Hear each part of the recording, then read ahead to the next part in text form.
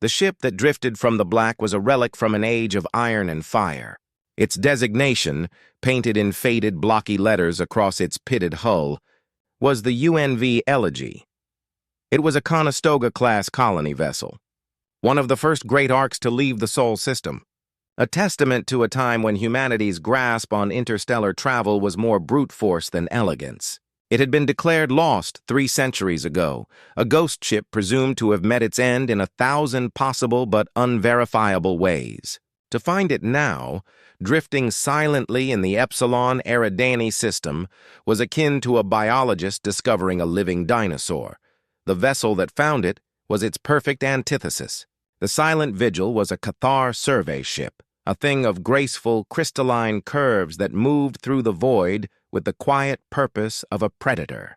Its crew were Cathar, a species of telepathic silicon-based beings whose minds were as ordered and placid as their ship's design. Their leader, Surveyor Prime Xylar, observed the human relic from his command throne, his multifaceted crystalline body pulsing with a calm, analytical light. To a Cathar, the Elegy was an artifact of chaos, asymmetrical, inefficient, and loud even in its silence. "Log the discovery," Xylar projected, his thought a pure, clean chime that resonated through the minds of his bridge crew. A human colony vessel, Conestoga class. No power signatures, no emissions, no signs of life. Hull integrity appears remarkably intact. There are no signs of weapons fire or asteroid collision. His second, Lyra, a younger Cathar whose crystalline form was sharper and clearer, shifted her focus from the view screen to her console. "The vessel's last known trajectory puts its disappearance well outside this system, Prime," she projected, her thoughts a harmony to his. "For it to be here, intact and inert, is a logical impossibility. The impossibility was what drew them closer." The Silent Vigil circled the Elegy like a shark examining a whale carcass, its powerful sensors peeling back layers of time. The scans confirmed the visual assessment. The ship was a tomb, cold and dead. Its fusion core was offline, its life support had failed centuries ago, and the vacuum of space should have been its only occupant. Yet there was something else. A faint, persistent, and deeply chaotic psionic resonance emanated from the derelict, a low, buzzing static at the very edge of the Cathar's telepathic senses. For a species whose minds were accustomed to the great silence of the void and the clean, orderly thoughts of their own kind, the resonance was deeply unsettling. It was not a distress call. It was not a warning beacon. It was a jumble of incoherent, overlapping signals that had no discernible pattern. It was the psychic equivalent of 1,000 radios all tuned to different stations, broadcasting in a language they couldn't understand. It was the sound of a mess. "It is the echo of the vessel's catastrophic end," one of the junior surveyors offered, his own light flickering with a touch of unease. "The psychic death scream of its crew imprinted upon the structure." Xylar considered this. It was a known, if rare, phenomenon. But this was different. A death scream was a single, coherent event. This was a continuous, rolling cacophony. It was not the echo of an ending. It felt, illogically, like an echo of a life that had never stopped. Against the advice of his subordinates, and driven by a deep, cold curiosity that was the Cathar equivalent of a burning passion, Xylar gave the command. "Prepare a salvage and recovery team. We will board the Elegy." Boarding the Elegy was like stepping into a perfectly preserved museum. The Cathar salvage team, 6 of them in sleek, form-fitting environmental suits, moved through the corridors in a state of silent, analytical awe. There was no dust, no signs of explosive decompression. The emergency lights, powered by a long decay chemical backup, cast a ghostly, flickering glow on scenes of a life that had simply stopped. In the ship's main mess hall, tables were still set. Half-finished cups of synthetic coffee sat beside data slates, displaying games of chess or headlines from a 300-year-old news cycle. In the hydroponics bay, the dead, desiccated vines of ancient earth crops still clung to their trellises, a silent testament to a harvest that never came. There were no bodies. There were no scorch marks on the walls, no pools of frozen blood on the floor.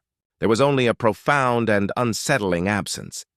As they moved deeper into the ship, the psionic static grew louder in their minds. It was a constant, irritating buzz, a form of psychic tinnitus that made it difficult to focus. The Cathar, who communicated primarily through telepathy, were forced to use their suit comms, their projected thoughts struggling to cut through the noise.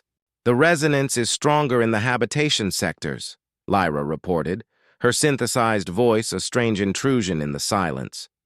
"It appears to be a multi-layered, chaotic field of residual emotional energy. Highly illogical."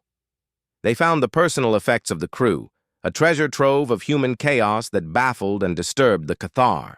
They found a child's room, the walls covered in brightly colored drawings of impossible smiling monsters. They found a workshop where someone had been building a musical instrument out of spare engine parts. They found a common room where someone had scrawled a complex and seemingly pointless joke on a whiteboard. Every artifact they examined was a testament to the messy, illogical, and profoundly emotional nature of the ship's former occupants. This chaotic evidence stood in stark contrast to the ship's final log entry, which Xylar reviewed on a terminal on the bridge. The log was recorded by the ship's captain, a woman with a tired but calm face. Her final entry was maddeningly mundane. She spoke of a minor fluctuation in the ship's temporal drive, a known and easily correctable issue. She noted that they would be arriving at their destination, the colony world of Proxima B, a few hours ahead of schedule. There was no panic in her voice, no sense of impending doom. Her final words were, "All systems green. It's going to be a beautiful morning. Captain Eva Rostova signing off." And then silence. 300 years of it. The ship and its 5,000 souls had simply vanished from the universe, leaving behind a perfectly preserved and very noisy corpse. The first Cathar to fall was a young acolyte named Zil, a telepath of unusual sensitivity who had been tasked with creating a psychic map of the ship. He was in the primary habitation ring, moving slowly down a long, curved corridor lined with the doors to family quarters. The psionic static here was at its thickest, a disorienting soup of fragmented, overlapping emotional residue.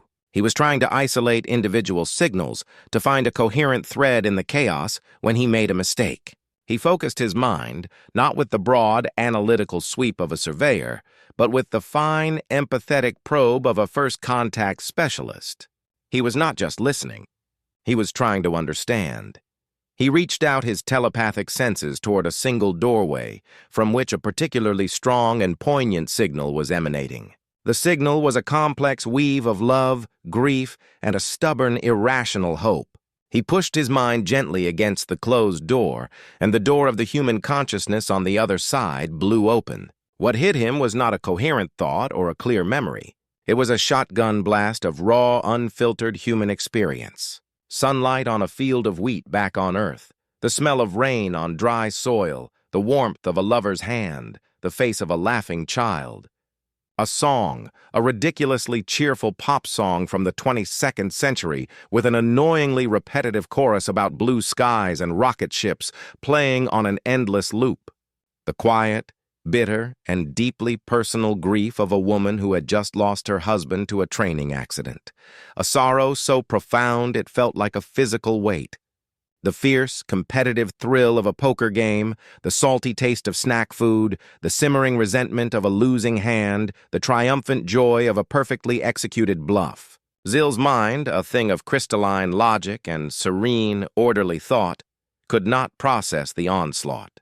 The sheer chaotic volume of the human spirit was too much. The Cathar mind was a perfectly tuned instrument designed to play a single, beautiful symphony. He had just been plugged into an amplifier that was trying to play 1,000 different rock concerts at once. He staggered back, his crystalline body flickering erratically. A single sharp chime of pure, undiluted agony rang out in the minds of the other Cathar. And then Zil collapsed, his light fading to a dull, confused gray, his mind shattered by a 300-year-old memory of a pop song and a poker game. Xylar and Lyra were the first to reach Zil's side. They found him crumpled on the floor of the corridor, his body emitting a low, discordant hum of psychic distress. The air around him was thick with the echoes of what had broken him. Xylar could feel it, a chaotic storm of alien emotions that had no logical context. He could feel the irrational joy of the song, the petty anger of the card game, the overwhelming, illogical weight of the grief. It was like trying to read 1,000 books at once, all of them written in a different language. He has suffered a full cognitive emotional overload, Lyra projected, her own thoughts strained as she erected a psychic shield around herself. The residual memories are aggressive. They are not directed, but their intensity is overwhelming. As they knelt to examine the fallen acolyte, the source of the broadcast seemed to notice them. The psionic static in the corridor, which had been a constant ambient buzz, began to focus. The ghosts of the Elegy, who had been slumbering in their own private echoing memories, were stirred by the presence of new living minds. The door to the room Zeal had been probing slid open with a soft hiss, its power momentarily and impossibly restored. Inside, the lights flickered on, revealing a simple family dwelling. And in the center of the room, a faint, shimmering outline of a woman could be seen, holding the translucent image of a child. She was not looking at them. She was looking through them, forever lost in her own memory, but her presence, her focused grief, acted as a catalyst. All up and down the corridor, other doors began to open. Other lights began to flicker. Other ghosts, drawn by the psychic disturbance, began to stir. The cacophony in the Cathar's minds intensified 100-fold. It was no longer just background noise. It was a chorus. An engineer forever arguing with a long-dead colleague about the proper calibration of a warp coil. A group of teenagers, their spectral forms gathered around a mess hall table, their minds forever locked in a loop of gossip and awkward flirtation. A botanist, his consciousness a beautiful, complex symphony of love for his plants, forever mourning the one prize-winning rose that had wilted before the final voyage. A security guard, his mind an endless loop of boredom, humming the same 5 notes of a commercial jingle over and over and over again for 300 years. Thousands of voices, thousands of memories, thousands of unresolved arguments, unfinished songs, and deeply personal, utterly mundane moments of human existence. They all crashed into the minds of the Catar salvage team at once. It was not an attack. The ghosts were not malevolent. They were simply and completely unaware of the living. They were a psychic hurricane, a storm of pure, unfiltered, and unapologetically chaotic human consciousness. Xylar felt his own perfect, logical mind begin to fray at the edges, the clean lines of his thoughts blurring under the assault of 1,000 lifetimes' worth of beautiful, terrible, and utterly pointless noise. He realized with a dawning horror that was in itself a dangerously illogical emotion that they were not exploring a derelict ship. They were trapped inside a dying star of pure, chaotic humanity, and it was about to go supernova. The psychic supernova that Xylar had feared was not an explosion. It was an implosion. The thousands of fragmented human souls drawn to the living minds of the Cathar did not lash out. Instead, they reached in. They were not seeking to harm. They were seeking to share. They were the lonely echoes of a lost colony, and in the Cathar they had found a new captive audience for their endless, looping stories. The full, unfiltered weight of 5,000 human lives, their loves, their losses, their petty arguments, their soaring triumphs, their dad jokes, their nursery rhymes, crashed into the 6 Cathar minds at once. For the Cathar, it was a fate worse than death. Their consciousness was a silent, perfectly ordered crystalline lattice. The human cacophony was a seismic shock wave, shattering that lattice into 1,000,000 discordant shards. One of the salvage team members, a stoic veteran named Kor, whose mind was a fortress of discipline, was hit with the collective memory of a ship-wide chili cook-off. The fierce, illogical passions, the secret ingredients, the bitter rivalries, and the ultimate, triumphant taste of the winning recipe slammed into his psyche. His crystalline form flashed a violent, confused crimson, and he began to vibrate, emitting a low, agonized hum as his mind tried and failed to categorize the existential importance of paprika. He didn't scream. He simply shut down, his light fading to a permanent, dull black. Another was lost to the ship's amateur theatrical society's final, disastrous rehearsal of a 21st-century musical. The stage fright, The forgotten lines, the out-of-tune singing, and the cringing embarrassment of the audience all became his own. He was trapped in an eternal off-key chorus number, his mind a stage for a play that would never end. The Cathar were not being killed. They were being overwritten, their serene, logical consciousnesses being drowned in a tidal wave of chaotic and often deeply embarrassing human experience. Xylar felt the minds of his team breaking around him, each one a clear musical note that was suddenly and violently shattered. He and Lyra were only surviving due to their rank and the strength of their innate psychic shields, but even those were beginning to crack. He was being assaulted by the memory of a lead engineer's decades-long, secret, and unrequited love for the ship's captain. The pining, the missed opportunities, the quiet daily ache of it. It was an emotion so complex and illogical that it felt like a poison seeping into the cracks of his mind. He had to get them out. "Retreat!" he projected, his own thoughts a strained, desperate shriek amidst the psychic storm. "All survivors, retreat to the airlock, now!" The retreat through the corridors of the Elegy was a journey through a living nightmare. The psychic energy of the awakened ghosts was now so powerful it was beginning to have a physical effect on the ship. Lights flickered in time with the looping chorus of a pop song. Doors slid open and closed, revealing rooms where spectral families sat down to dinners that had never been finished. The ship's internal comm system crackled to life, broadcasting not voices but pure, raw emotion, a burst of triumphant laughter from a long-dead poker game, followed by a sob of pure, undiluted grief from a lonely widow. The ship was not just haunted. It was dreaming. The Cathar were no longer just observers. They were unwilling participants in the fragmented, chaotic dream of a dead crew. As Xylar, Lyra, and the one remaining trembling acolyte made their way back, they were accosted by the psychic echoes. A spectral child, trailing a shimmering, translucent teddy bear, ran past them, its joyful, innocent thoughts a searing pain to their overloaded minds. The ghost of the perpetually bored security guard materialized before them, humming his 5-note jingle, the sheer, mind-numbing monotony of his eternal existence, a psychic barrier that was almost impossible to push through. They were not being attacked. They were being invited to participate. The engineer arguing about the warp coil tried to draw Xylar into his 300-year-old debate, his thoughts a tangled mess of technical jargon and professional pride. The teenage ghosts in the mess hall tried to share their latest gossip with Lyra, their superficial anxieties and fleeting crushes, a confusing alien storm of social dynamics. The Cathar's disciplined, purposeful retreat was constantly being interrupted by the psychic equivalent of 1,000 friendly, but deeply unhelpful strangers all trying to have a conversation with them at once. They finally reached the airlock, the outer door of which was still sealed to the silent vigil.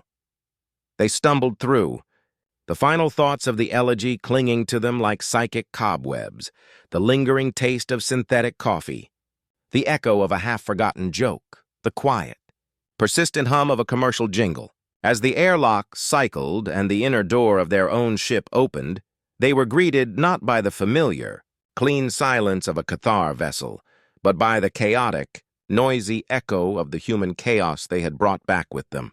They had escaped the haunted house, but the ghosts had followed them home. Back on the bridge of the silent vigil, the silence was gone. The 3 survivors, Xylar, Lyra, and the traumatized acolyte, had brought the cacophony with them. The bridge, once a sanctuary of ordered thought, was now filled with the faint, persistent echoes of the Elegy. The low, incessant hum of the security guard's jingle was a new, maddening addition to the ship's ambient noise. The clean, logical data streams on their consoles were now tinged with the faint, distracting memory of a really, really good hand of poker. The damage was catastrophic. 2 members of the salvage team were dead, their minds so completely overwritten that their crystalline bodies had gone inert. The acolyte Zil was in a state of psychic catatonia, his mind a shattered mess, endlessly broadcasting the same cheerful, vapid pop song, a torturous, one-song radio station that the ship's healers were struggling to shut down. The 3rd survivor was little better, trapped in a loop of stage fright and bad singing. Xylar and Lyra were intact but contaminated. Xylar found his own serene, analytical thoughts being interrupted by flashes of irrational anger over a disputed warp coil calibration that had happened centuries before he was even formed. Lyra, a being of pure logic, found herself distracted by a lingering and deeply illogical sadness for a wilted rose she had never seen. The standard Cathar protocol was clear and unambiguous. They were to quarantine the Elegy with a Class 10 warning beacon, erase all mention of its location from their star charts, and retreat to the nearest Imperium outpost for immediate psychic cleansing and debriefing. The human anomaly was to be contained, logged, and forgotten. It was a danger to the logical and emotional purity of the Cathar way of life. Lyra, her own thoughts a struggle to keep clean and ordered, made the logical recommendation. "We must withdraw, Prime. We have sustained critical losses. The psychic contagion is a threat to this vessel and our crew. We must report our findings and allow the Elder Council to determine the correct course of action." Xylar stood before the view screen, looking at the silent, dark form of the human ship.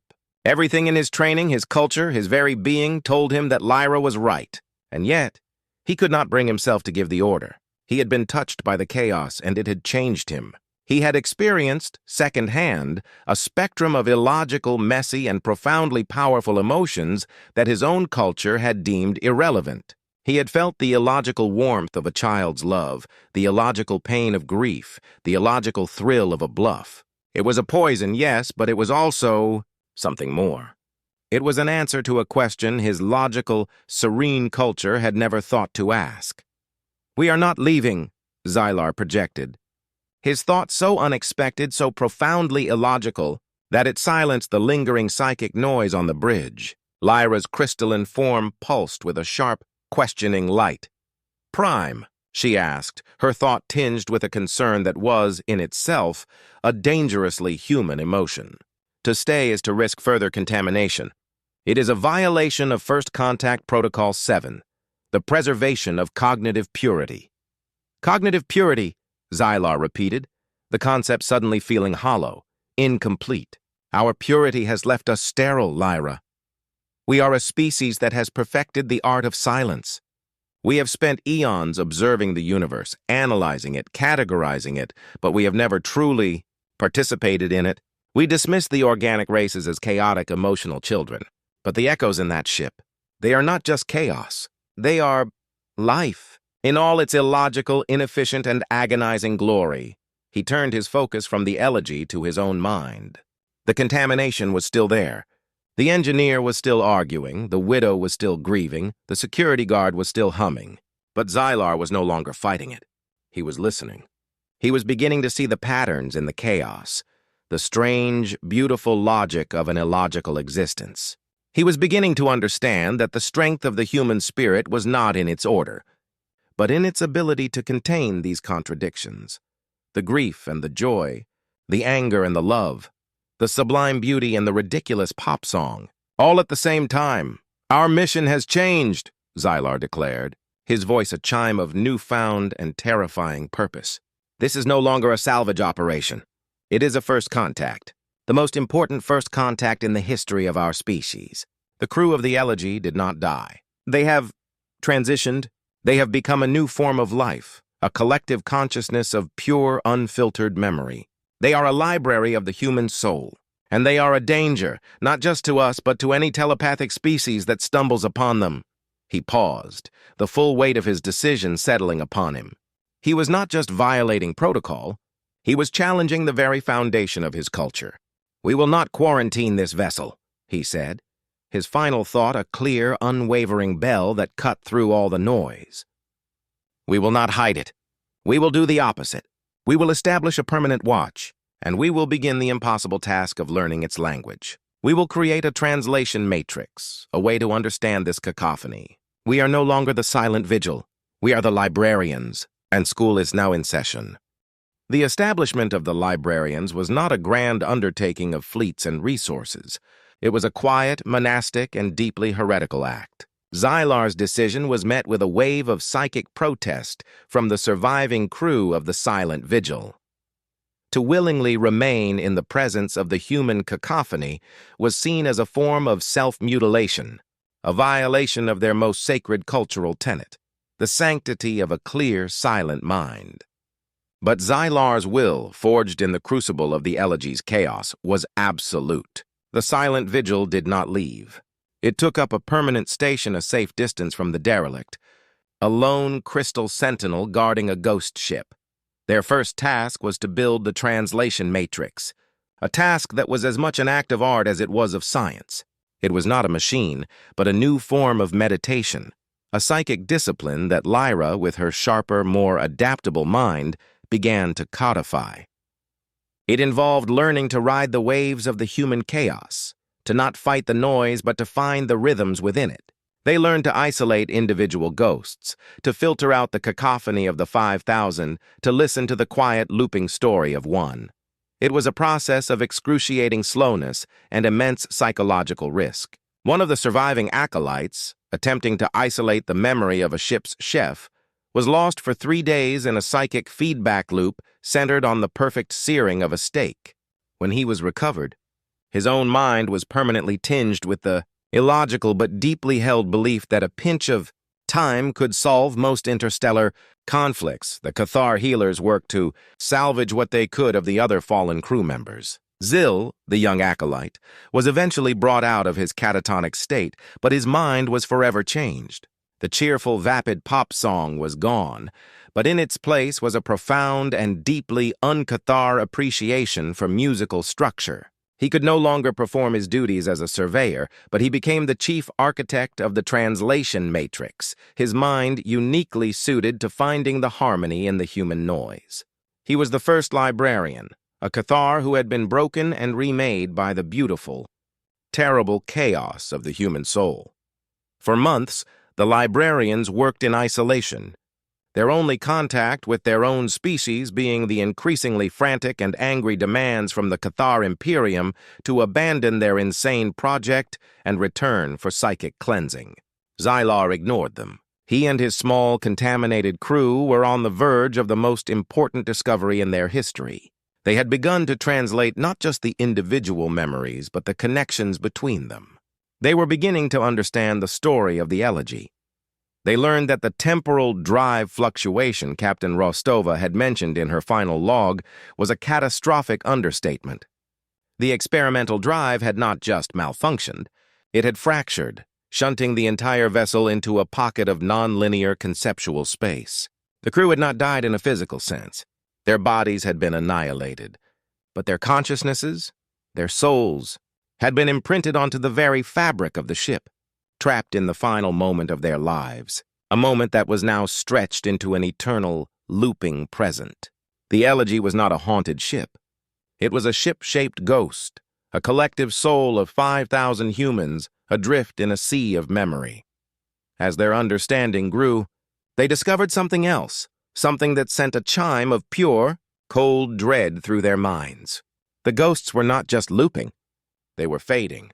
Their psychic energy, with nothing to sustain it, was slowly, imperceptibly bleeding out into the void. The great chaotic symphony of the human soul was slowly going quiet. They were witnessing a second and far more final death.